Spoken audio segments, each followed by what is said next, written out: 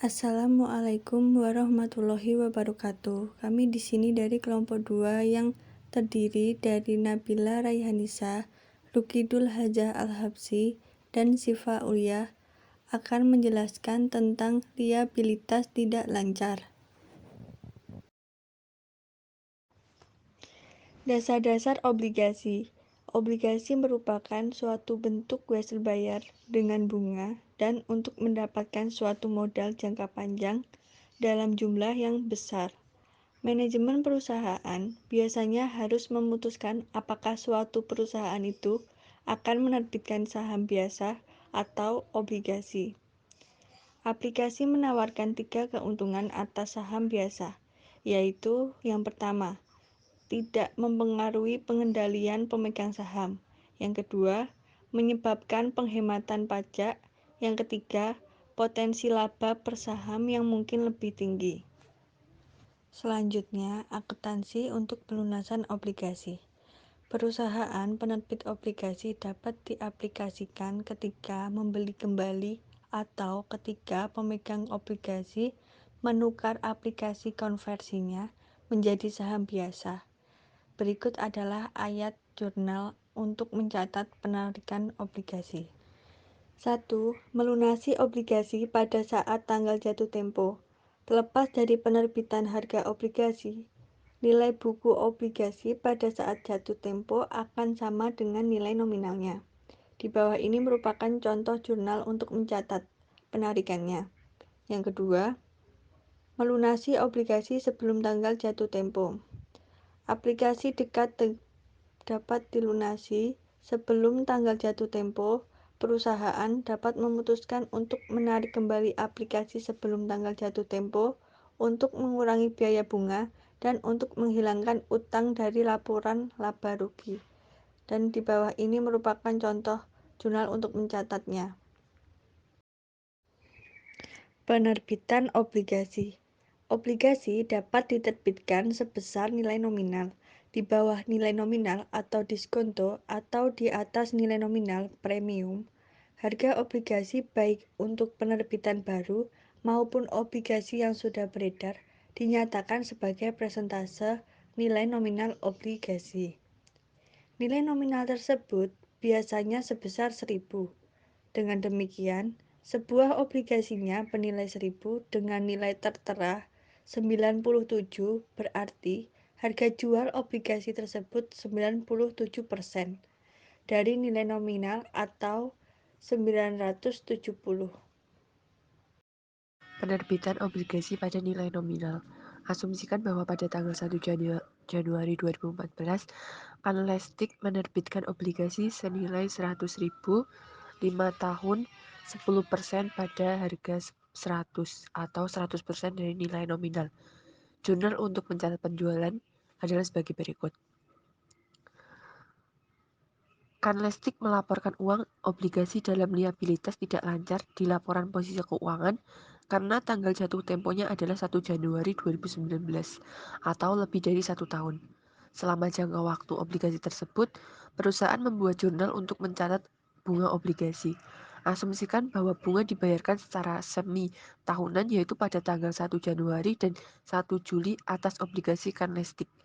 Dalam hal ini, Kanlestik harus membayar bunga sebesar 5.000 dari 100.000 dikali 10% dikali 6/12 pada tanggal 1 Juli 2014.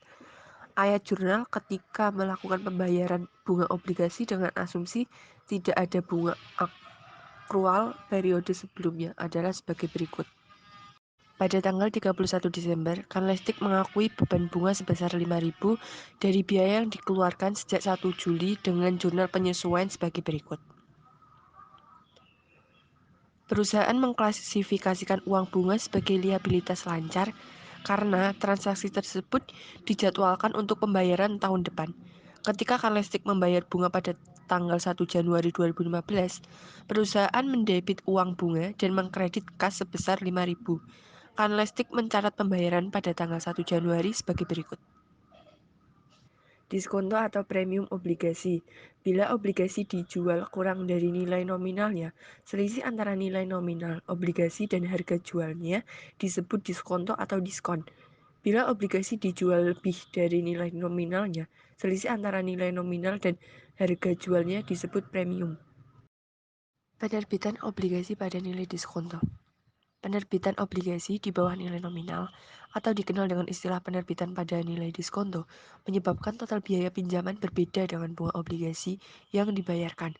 Artinya, perusahaan penerbit tidak hanya harus membayar tingkat suku bunga kontrak selama jangka waktu obligasi, tetapi juga nilai nominalnya, bukan harga penerbitan pada saat jatuh tempo.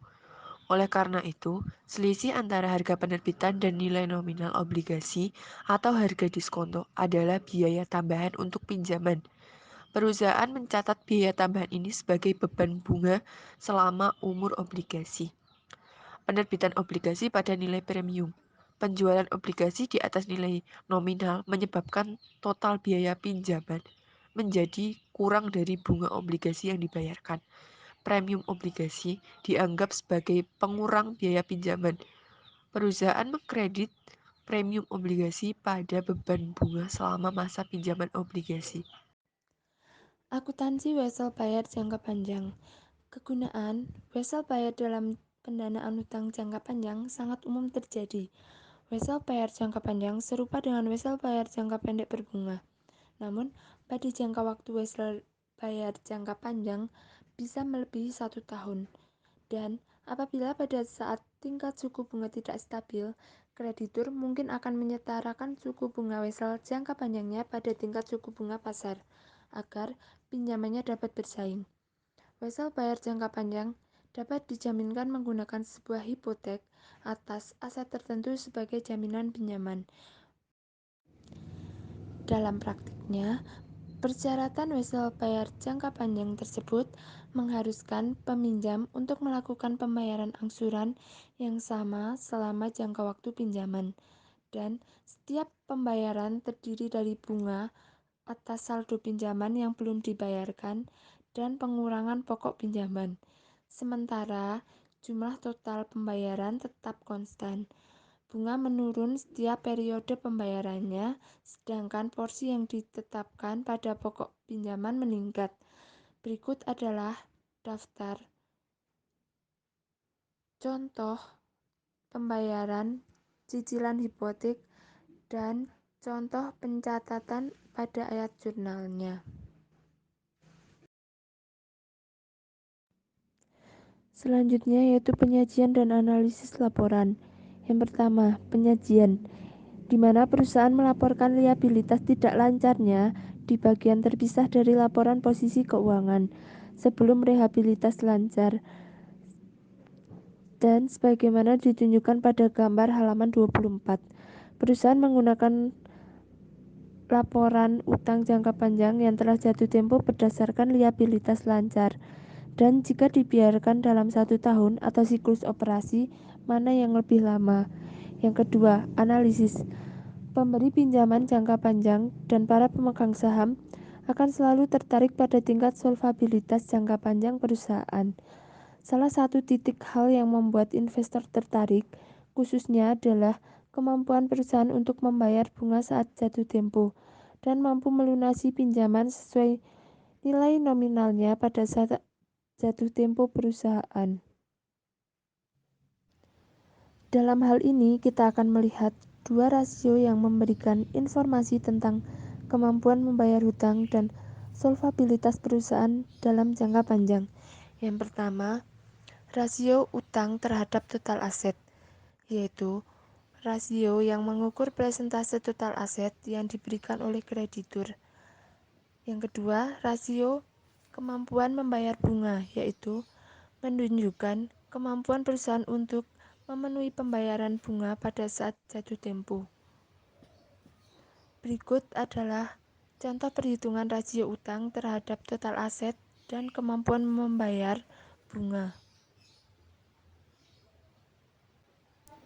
Sekian dari kelompok kami. Bila ada salah kata, mohon maaf. Wassalamualaikum warahmatullahi wabarakatuh.